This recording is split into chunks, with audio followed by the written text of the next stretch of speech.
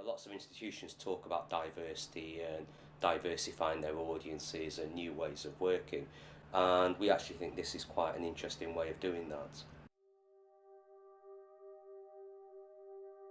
My name's Anwar Akhtar. I'm the director of the Samosa, a online news and culture site that links South Asia and Britain, and I've been involved in setting up Pakistan Calling with staff at the RSA to try and bring stories from Pakistan about work in Pakistan that civil and cultural organisations and education organisations are doing into Britain and raise awareness in Britain about that work.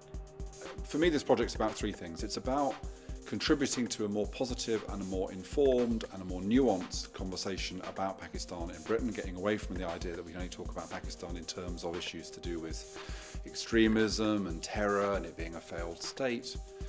Secondly, it's around engaging the British Pakistani diaspora, an incredibly important community in this country, a community we'd like to know more about the RSA. We'd like to see more British Pakistanis in our fellowship, for example.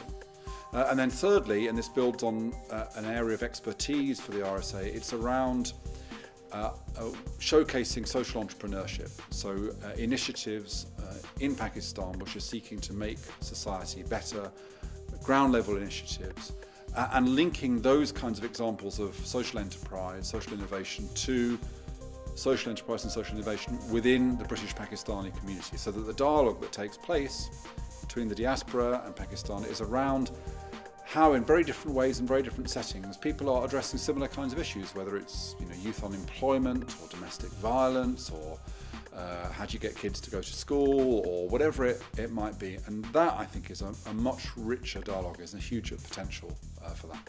It's been a process of conversations between the RSA and the Samosa, but essentially it is about the fact that there's huge interest in Pakistan, and can you take the relationships that British Pakistanis have got with Pakistan and connect that into wider work in Pakistan around development, around education, around welfare, given lots of British Pakistanis are involved in that work through family or peer-to-peer or through small-scale projects, and connect it into the larger scale activity that DFID and the Foreign Office are involved in, try and engage organisations like the British Council to get involved in this work and engage the British Pakistani community.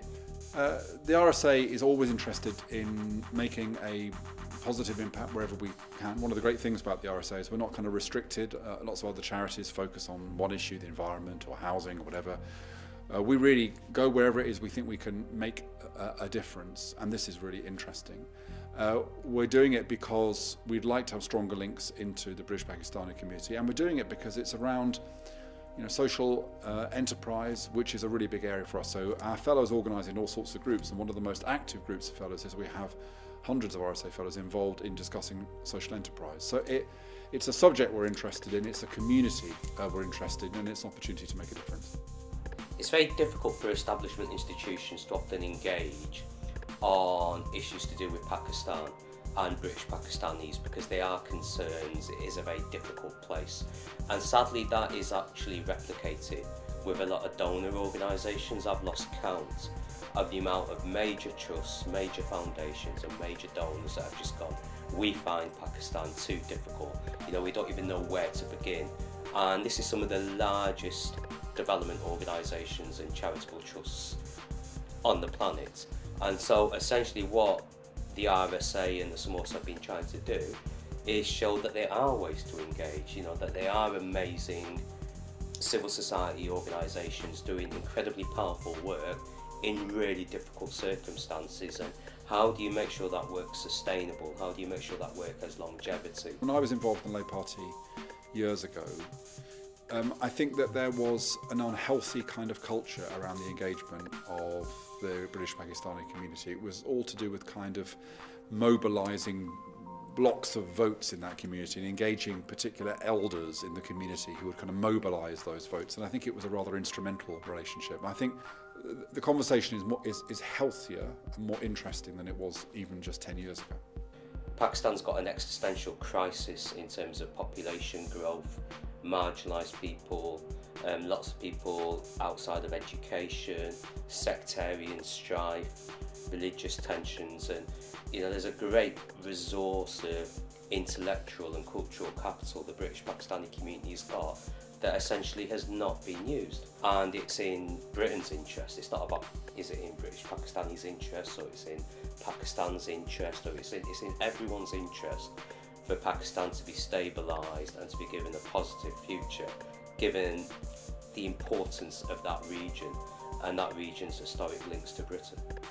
People trying to improve communities, British Pakistani communities in Britain, whether it's in Oldham or Bradford or the East End or whatever, have got a lot more in common than we might think with people in Pakistan trying to achieve the same objectives in a Pakistani setting. And that is, seems to me, that is a much better basis for dialogue and for understanding than going around the same old questions which we tend to read in the kind of national media whenever we see the word Pakistan.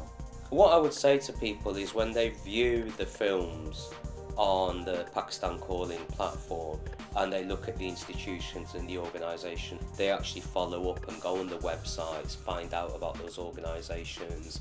For British Pakistanis, I'd urge them to actually, next time you're over in Karachi or Lahore or Mirpur or Multan, go and visit them, see if you can help whilst you're there. Lots of people are already doing that. My ambition for the project is that by identifying really great social innovation, social enterprises in Pakistan, by generating a new dialogue between social innovators in Pakistan and in the British Pakistani community, one of the things we can do is to explore using new techniques like crowdfunding to start to see the community in this country helping to support really interesting innovations in Pakistan and learning from those innovations. So, the starting point is a set of films and it's raising awareness, but ultimately I hope that the British Pakistani community can be encouraged to give tangible support to those people who are trying to make a difference to people's lives in Pakistani communities.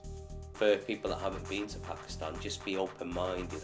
Yes, there are massive problems with sectarianism, with conflict, with violence against women and minorities, but also it's a country with an extraordinary culture, an extraordinary population, and people doing incredible things in difficult circumstances to improve society there.